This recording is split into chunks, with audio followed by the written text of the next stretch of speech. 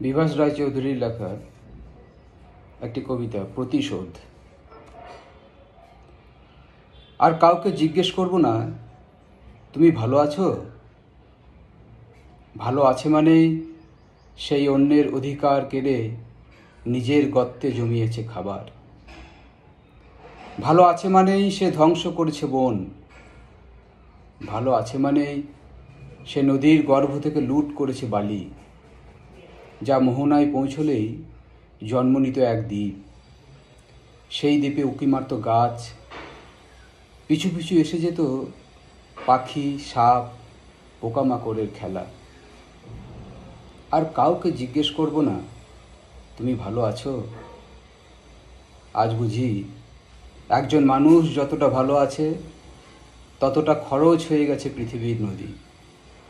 কয়লা, লোহা, তেল তুলতে তুলতে ফোপড়া হয়ে গেছে পৃথিবীর পাতাল। তামা আর অভ্রের খোঁজে গুঁড়ো গুঁড়ো হয়েছে পাহাড় টিলা। আসলকে মেরে মেরে মানুষ তার সাপেক্ষে তৈরি করেছে কেবলই নকল। আলোর নকল, গুহার নকল, শীত ঋতু আর উষ্ণ প্রস্রবণের নকল। ধরো, অযোধ্যা পাহাড়ের অসংখ্য ঝোড়ার জল ছোট নদী, বড় নদী বেয়ে সমুদ্রে পৌঁছাতে চায়। সেসব বন্দি করে মানুষ বানালো জলাধার। সেই জল নিংড়ে বিদ্যুৎ আলো করবে মানুষের ঘর বাড়ি। প্রকৃতির ইচ্ছেকে নয়, মানুষ তার নিজের ইচ্ছেকে জেতাতে চায়, জেতায়।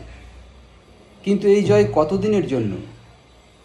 অনন্ত সময় কি বলছে তুমি ভালো আছো?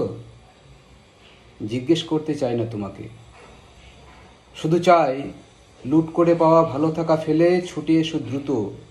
পাগল ঘুমিয়ে আছে গাছতলায়, সেখানে ঝাঁপাও আর দেখো ভূমিকম্পে ভেঙে পড়েছে জলাধার।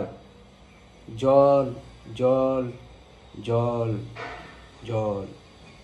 যার জল তার কাছে ফিরে যাচ্ছে আবার, আবার।